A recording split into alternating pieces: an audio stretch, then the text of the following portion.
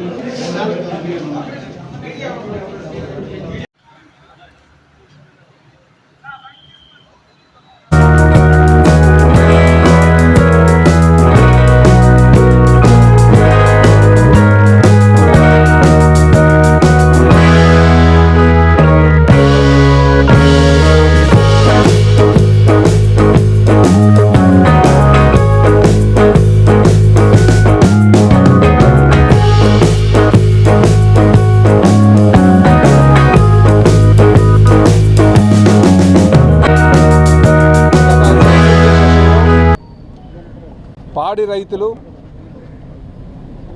అలాగే contract employees అలాగే ఈ చుట్టుపక్కల ఉన్నటువంటి ప్రాంత ప్రజలు అసెంబ్లీకి వచ్చి కంప్లైంట్ ఇచ్చినటువంటి నేపథ్యంలో మరి గౌరవ స్పీకర్ గారైనటువంటి అయ్యన్ గారు ఇక్కడ ఈ హౌస్ కమిటీ ఫామ్ చేయడం జరిగిందండి. ఇక్కడికి వారు ఇచ్చినటువంటి ఆదేశాలు, ఏదైతే కమిటీకి ఇచ్చినటువంటి ఆదేశాలు ఏంటంటే, ఇక్కడ వెళ్ళి ఏదైతే అనుమానాలు ఉన్నాయో, ఏదైతే సందేహాలు ఉన్నాయో, ఆ సందేహాలు ఇచ్చినటువంటి కంప్లైంట్ మీద వాటిని తెలుసుకొని రమ్మని చెప్పి పంపడం జరిగింది. ఇక్కడికి వచ్చిన తర్వాత ఆ సందేహాలు, అనుమానాలు ఒకసారి మాట్లాడితే యాజమాన్యంతో అవి ఇంకా ఎక్కువైపోయినాయి. మాకు ముఖ్యంగా పాడి రైతులు యాజమాన్యంతో మాట్లాడితే మేమేమి డబ్బులు తగ్గించట్లేదు అన్నారు. ఒకవైపు దానా రేటు పెరిగిపోయింది, పాల ధర చూస్తే తగ్గించారు. దీని మీద మాకు న్యాయం చేయండి అని పాడి రైతులు మాకు వచ్చి కంప్లైంట్ ఇచ్చారు. దాన్ని ఇక్కడ అడిగితే యాజమాన్యం వారు ఏమన్నారంటే మేము ఒక పైసా కూడా తగ్గించలేదు అని చెప్పి వారు చెప్తున్నారు. ఇది ఇంకా అనుమానాలకు దారితీసింది. అదే కాకుండా ఏదైతే కాంట్రాక్ట్ ఎంప్లాయీస్ ఉన్నారో, ఈ కాంట్రాక్ట్ ఎంప్లాయీస్కి వారేం చెప్తున్నారంటే మధ్యలో దళారుని పెట్టి సుమారు 77 రూపాయలు తీసేసుకుంటున్నారు. మాకు చాలా కష్టంగా ఉంది. 20 సంవత్సరాల నుంచి కూడా పనిచేస్తున్నాం.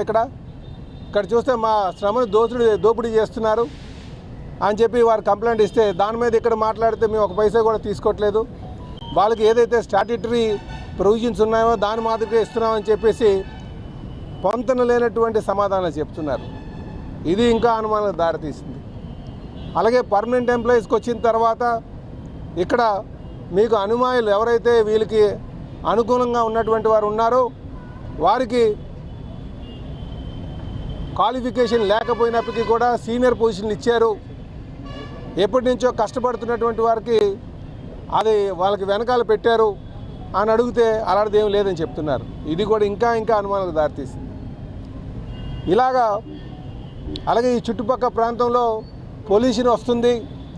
అక్కడ నేరుగా ప్లాంట్లో వచ్చినటువంటి వాటర్ని వదిలివేస్తున్నారని చెప్పి చుట్టుపక్కల ఉన్నటువంటి గ్రామస్తులందరూ అడిగితే దానికి సమాధానం అడిగితే వాళ్ళు అంటారు మేము ఇక్కడ పైప్ లైన్ వేసి వదులుతున్నామని చెప్తున్నారు. వాళ్ళు చూస్తే ఇంకో విధంగా ఉంది. కనుక ఇక్కడికి మాకు ఏవైతే సందేహాలు అనుమానాలతో వచ్చామో అవి నివృత్తి చేసుకోవడం కన్నా అది ఇంకా ఎక్కువైనట్టుగా సందేహాలు ఇంకా ఎక్కువైనట్టుగా జరిగింది. కనుక దీనికి ఖచ్చితంగా ఇంకొకసారి రావాల్సినటువంటి అవసరం ఉంది.